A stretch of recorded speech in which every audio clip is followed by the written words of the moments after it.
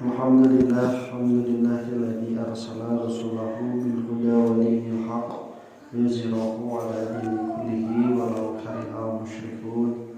Asyhadu an la ilaha illallah wahdahu la syarikalah wa anna Muhammadan abduhu wa rasuluhu alladzi la nabiyya ba'dahu, amma ba'd.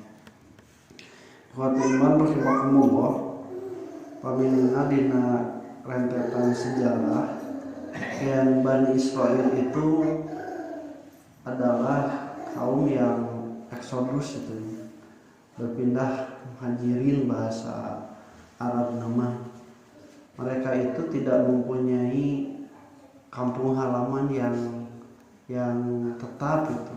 Karena itu pun di Palestina juga, karena kampung halaman bapaknya Ibrahim, dia Nabi Ishak, terus kayak gitu.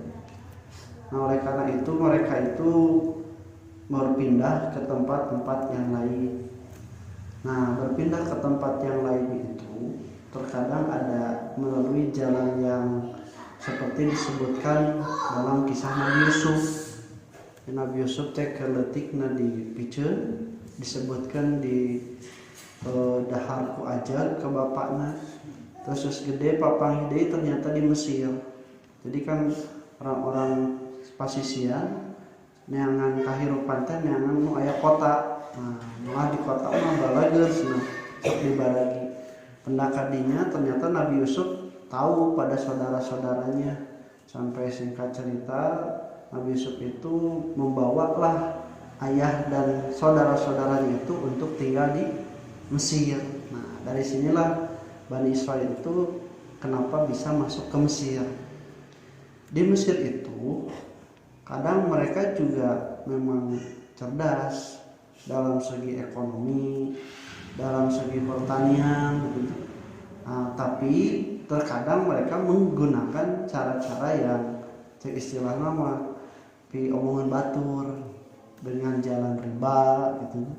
Terus ngabebetkeun harga, sampai Fir'aun sendiri, penguasa Mesir itu merasa risih dengan keberadaan ini. Jadi seolah-olah ada golongan yang akan merongrong kekuasaan.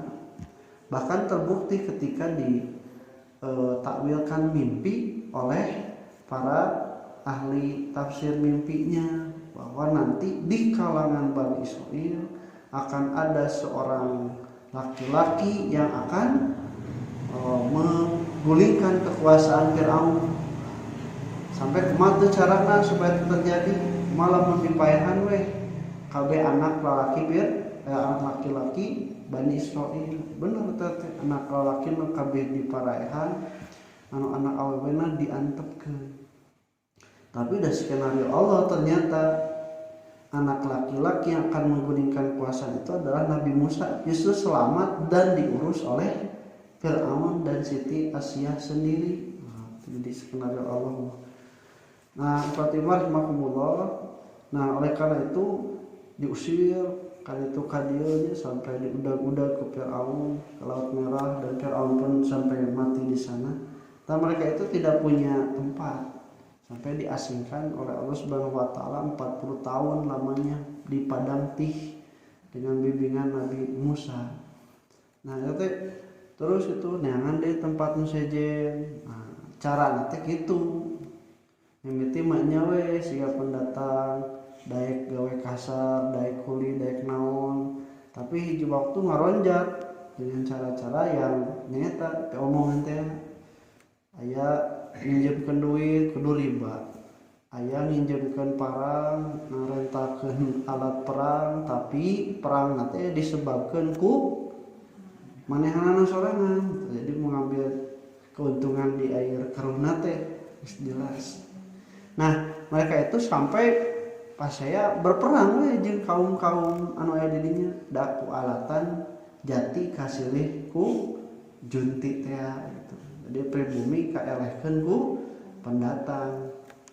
Nah, perang walaupun mereka juga sebenarnya tidak bisa apa-apa, mereka juga mau dengan riba gitu. Tapi kan anggar dina jero hate mah urang teh hutangna ngan ukur sakieu tapi kusau diriba jadi gede terus urang disita dinya mata sanajan manehna ge ridho sadar tetep we da meupeuskeuyang dina hatena mah tak pas aya kesalahan Bani Israil teh langsung perang. Nah terkadang mereka juga kalah weda kadang inu boga wilayah leuwih loba manehna pendatang. Nah akibatnya mereka itu suka meminta tolong kepada Allah. Nah dulu itu ada nabi, ada pemimpin mereka, raja. Si raja ieu mah tugasna teh untuk memimpin ketika ada perperangan. Sedangkan nabi ini bidang keagamaan jadi bahasa orang mah aya ulama jeung umarona. Seperti ketika mereka meminta kepada nabi mereka supaya diutus seorang pemimpin dan ternyata Allah mengutus Tolut. Nah, si Tolut itu ada orang yang tinggi besar badannya dan juga mempunyai ilmu terutama dalam masalah perang. Nah, teu boga duit, teu boga harta. Engkau minta pas diutus na cek nabina teh Tolut. Nah, maranehana ngadon nyarita cenah. Mendingan abi atuh Tolut mah jelema teu boga, abi mah boga harta, abi we jadi pamimpin. Engkau minta tapi dibere teu narima gitu. Nah, singkat kata ada kumaha ada deui nurut ka Tolut teh. Terus rek berperang. Terus berperang teh ternyata aya di antawis budakna teh nyaeta Daud. Mau memerangi Raja Jalut yang kejam, ternyata Daud itu ikut. Dikatakan usia yang belum akil balik sampai bisa menjatuhkan Jalut. Kokatopel nama disebutkan teh. Nah dari sanalah baru mulai diangkat nabi itu plus jadi raja. Nabi Daud, Nabi Sulaiman, Nabi Musa, Nabi Isa, kemudian terakhir Nabi Muhammad pun sama. Nya nabi, nya oge pemimpin untuk orang beriman ketika menghadapi peperangan. Nah waktu rahimahumullah karena marana teh menta kitu, menta pangutuskeun atuh deui nabi supaya orang perang ngalawan orang Arab jahiliyah, pangutuskeun nabi. Nah, itu disebutkan dalam ayat 89 yastaftihuna 'alal ladina kafaru. Mereka itu meminta untuk diberikan kemenangan atas orang-orang yang kafir. Maksudnya mah nyata penyembah berhala karena mereka berperang. Tapi ketika datang nabi anu dipenta nyata Nabi Muhammad dan kafaru bihi walamma ja'ahum kitabun min indillahi musaddiqun lima ma'ahum wa kanu min qabli yastafihuna 'alal ladina kafaru falamma ja'ahum ma'arafu kafaru bihi. Tapi ketika datang apa yang mereka ketahui dari pengutusan nabi itu ternyata mereka itu kufur kepadanya. Ini contohnya di dalam kitab Ulangan. Nabi Musa pernah berkata, seorang nabi akan kubangkitkan bagi mereka dari antara saudara mereka, yaitu Bani Ismail. Kan yang mau Bani Israil, ti Nabi Ishak, maksudnya mah ti saudara teh ti Bani Ismail.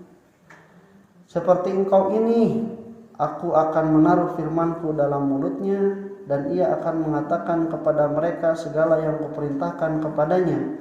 Orang yang tidak mendengarkan segala firmanku yang akan diucapkan nabi itu demi namaku daripadanya akan kutuntut pertanggungjawaban. Itu Nabi Musa dalam kitab Taurat Perjanjian Lama, kitab Ulangan. Nabi Isa juga sama. Ini di dalam kitab Yohanes. Kata Nabi Isa, aku akan minta kepada Bapa dan ia akan memberikan kepadamu seorang penolong yang lain supaya ia menyertai kamu selama-lamanya, yaitu Roh kebenaran.